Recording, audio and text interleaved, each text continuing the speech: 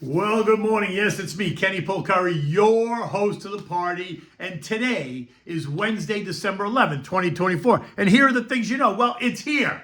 The CPI data is due out at 8:30. Tomorrow we're going to get the PPI data. Gold is up and the dollar is up. So to me, someone's confused because gold should be going down and dollars going up if we keep rates the same. And if we don't, then it'll be the opposite. But we'll see. Oil's up on a China demand story and a UBS call out next year. JJ, the money maestro, and his inflation orchestra are in lockdown mode. And what do we have at dinner tonight? Well, it's recipe number 6. It's linguine and lobster sauce for Christmas Eve dinner. So look, maybe my dreams are coming true. Stocks fell yesterday. Can you believe it? The Dow lost 154 points or 4/10, taking it down 1.7% in 2 weeks. The S&P gave up 18 points or 3/10, leaving it down only 0.6% in the same 2 weeks. The NASDAQ lost 40 points or 0.25%, but it's up 5% in 2 weeks. The Russell is down 10 points or 4%, leaving it down 3.4% since November 25th. The transports, which have been losing ground since the 25th, giving up 6.2%, actually gained yesterday, rising 123 points or 0.7, while the equal-weighted S&P, which has also been whispering weakness, once again gave up 45 points or 0.6, taking that index down 3 full percentage points just in the past week. Note the conflicting read between the S&P and the equal-weighted S&P. When we equal weight every one of the stocks in the index, what we see is some broader weakness. Not a disaster by any stretch, but more just weakness as investors don't appear to be chasing 493 stocks, right? Think the Mag 7. 493 plus 7 is 500, Gavish? All of this confusion, a direct result of investors, traders, and algos placing their bets on what JJ, the money maestro, and his inflation orchestra say next week. Just in case you missed the memo, the question is, will they hold or will they cut rates? Well, that answer might just become a bit clearer today and then again tomorrow when we get the latest in November CPI and PPI inflation reports.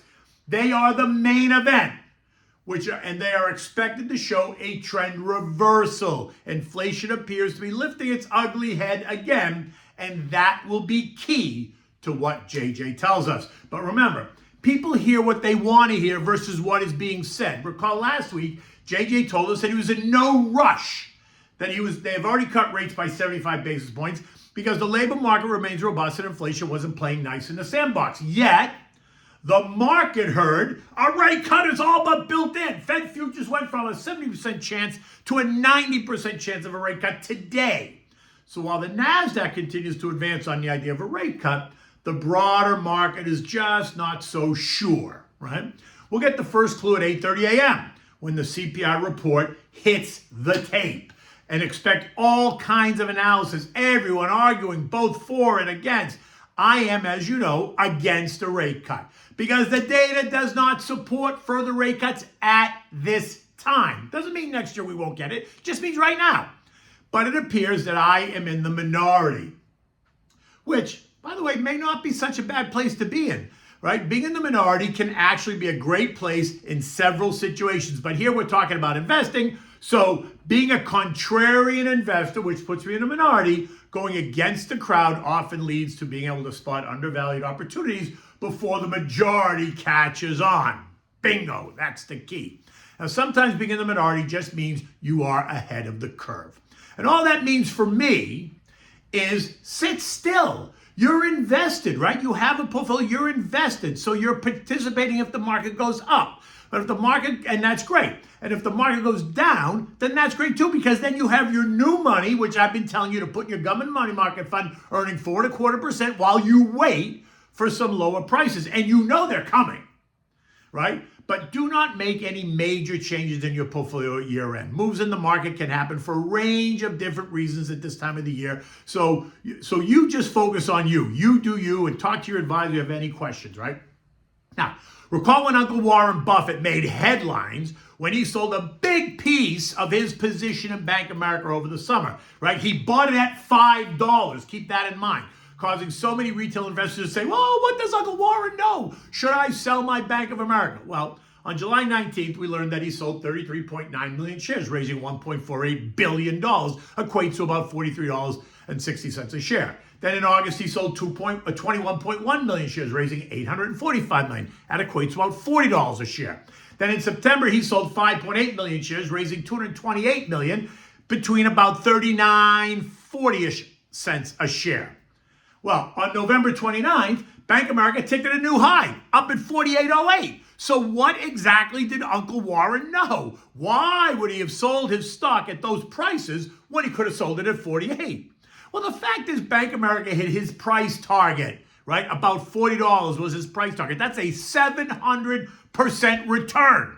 So he sold a portion of his holdings. He still owns 766 million shares. It's not like he was unhappy. Quite the contrary. He rang the cash register, which is exactly what he and you are supposed to do, right? It doesn't get any more complicated than that. I own it at $22 a share. I'm not selling it, but to be fair, I own 0.000000001% of what he owned. I mean, yeah, it's killing me, right? Anyway, of the 11 S&P groups, communication gained 1.6%, leaving it up 38% year to date. Consumer staples gained 0.5%. It's up 14.7% year to date. Consumer discretionary is up 0.2%. That's up 30% year to date, leaving all the other sectors in the red. Real estate lost its way, down 1.6%, but it's still up 7% year to date. Tech lost 1.4%. It's still up 22.5%. Utilities and energy both down 0.7% of a percent. Healthcare lost 0.4%. Industrials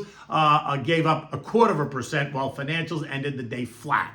Further down the chain, we saw weakness in the home builders. XHP was down 2%, metals and miners down 1.4%, semis down 2.5%. You can thank the latest Chinese probe and a bit of stretch valuations for that. Oil and exploration down 0.6%. Big pharma was down 0.1%. The value trade gave up 0.3%. The growth trade gave up 0.25%. We saw strength in the airlines. The jets was up 1%. And the contra trades, the dog was up 0.4%, the PSQ up 0.4%, and the SH was up 0.3%. The VIXI, which is another contra trade, though, fell by 0.4%. Why? Because the VIX, which is the fear index, remains in a no-fear state of mind. It closed at 1420, well below all three trend lines. But I say, watch what happens today. This morning, it's up 1% at 1433. It's not an issue yet, but just wait, right? Just wait until 8:30, right? Let's just see how it reacts after what we see prices are doing, right? A hotter CPI will see the VIX rise, while an inline or weaker CPI will see it fall. Either way, expect all kinds of commentary on what it means or what analysts and strategists think it means. I will say this: the boomers, but born between 1946 and 1964, and the Xers between 1965 and 1980, are a bit more concerned than the Generation Zs, which are 1997 to 2012, or the Alphas, which are 2013 to today, while the Millennials, the 1981 to 1996 crowd, remain confused. I say that because we have a couple of them on the investment committee. I love these guys, but I think they're confused. They don't think, inflation is rising, and they don't think it's an issue. They still are screaming for rate cuts. It's beyond me. Anyway, bonds fell just a bit, and that left the 2-year yielding 4.14%, with the 10-year yielding 4.22%. This morning, the 2-year is up 2 basis points at 4.16, and the 10-year is up 2 basis points at 4.24. While not a big jump, I think it is whispering higher prices, right? A higher inflation. Oil ended the day flattish at 68.47, or up 1%, 0.1%, excuse me. This morning it's up 64 cents, or 1% at 69.23. The story that the market is focused on today is the latest news that China is easing its monetary policy, which they think is going to fuel demand. In addition, yesterday UBS put out a report that it expects Brent to trade in the $80 range next year. It's currently trading at 72.50 because they think the market is going to be almost balanced, with tiny supplies of with a tiny surplus next year versus the current surplus this year, right? So it'll be smaller next year than this year. If that's true, then WTI should be trading around $72, $75 a barrel, but we'll see. Now, don't forget, the whole Mideast conflicts, that's plural, are still simmering. So the headlines can change on a dime. And don't forget, Trump's taking office in less than 40 days. And so we got the drill baby drill idea going on too, which will add supply to the market. Now, gold ripped up and through 2,700, rising $36 to end the day at 27.21. And this morning, it's up another $8.27 This screams a rate cut is coming, but don't forget, it's also a safe haven trade if you're nervous. It's also enjoyed the company of buyers of a bunch of central banks around the world, setting the asset more than 25% year to date. It was up as much as 30%, but has backed off in recent weeks as the debate over to cut or not to cut gets louder. Yesterday I said if gold pierced the trend line at 2,700, then we could see it trade up to 2,750 in short order. If not, then a retest of the trend line support at 26.28 would be the next move. Well, it pierced it, so get ready for it to challenge 27.50 and potentially the November high of 28.26. Now the dollar index, the DXY, is also pushing higher, which screams no rate cut. This morning it's up 0.25% at 106.65. It's up 1% in the last week. That's a big move for the dollar. So let the games begin. Someone's going to win and someone's going to lose on this argument or this bet. U.S. futures are mixed. Dow futures are down 32, the S&Ps are up 6, Nasdaq's up 45, and the Russell's up 4. European markets are flattish, other than Spain, which is down 1.2%. Can't find a reason to explain that. I mean, Spanish clothing giant Zara reported interim results, and they saw revenue grow by 9% in just the past month, November to December, versus the same time last year. That's hardly a negative story. I think it's just the usual year-end kind of repositioning, right? The IBEX is up 17% year to date, so maybe let's just see where the money goes, right? Maybe people are taking money out of Spain and moving it into other areas, right? France is the underperformer. It's down 1.8% on the year, so that's an opportunity, or potentially, while the UK is also only up 7.25%, well below some of the others. Eurostock is up 9.5%. Germany and Italy are up 21% and 14% respectively. The S&P ended the day down 18 points yesterday at 6,034, and what I hope is more digestion after the surge higher since the election. I would not be surprised to see us retest 6,000, which shouldn't concern anyone. It's 0.5% from here. If it holds there, then we could see it. If it fails to hold there, then we could see it retest trend line support at 58.80. Again, that would not be a disaster at all. That's down about 2.5% from here. But it would allow the market to settle down just a bit, something that I would love to see. Again, at this point, I would let the portfolio ride, only making last-minute changes due to tax planning issues. Really nothing else. New money, like I said, should be sitting in your government money market fund, earning you 4.25%, stable, riskless, until we see what happens, while we wait for the new year and we see what happens with the new administration. And I fully expect that, I've told you this, that I think we're going to see some early weakness in January just to take some of the froth out in the new year. In the end, it's all about patience. And as you know, patience is a virtue. Anyway, okay, so what do we have for dinner tonight? This is another Christmas Eve fish recipe. This is recipe number 6, linguine and lobster sauce. Oh my God, this is delicious. For this, you need to make the dish on December 23rd so that it gets to sit overnight in the fridge, because then it's even better. Now, you need 2 live lobsters, about 1.25 pounds, 1.5 pounds. You need garlic, crushed tomatoes, onions, basil, salt, and pepper, right? You need crushed tomatoes, not puree. Now, start with the basic marinara sauce. You saute the crushed garlic, the olive oil, put it on medium heat, don't burn the garlic. Now add 2 large sliced Spanish onions, or Vidalia if you can get them. And saute those until they're about soft. You know, it's 10, 15 minutes. You know the drill, right? You want it to just be soft, starting to toast a little bit, turn a little bit of a color, right? At this point, you're going to add 3 cans of kitchen-ready crushed tomatoes. If you can't get the ready crushed, then just buy the plum tomatoes in the juice and then run them through the blender or the food processor, or even squeeze them with your hand, leaving it a bit chunky, right? Pour that in, bring it to a boil. Season it with salt and pepper and fresh basil. Once it starts to boil, though, turn the heat down to medium-low. And now prepare to add the lobsters. First rule, always use live lobsters. Do not use a lobster that's not flapping its claws, right? You want to rinse them under cold water, leaving the elastic around the claw so they don't get clipped.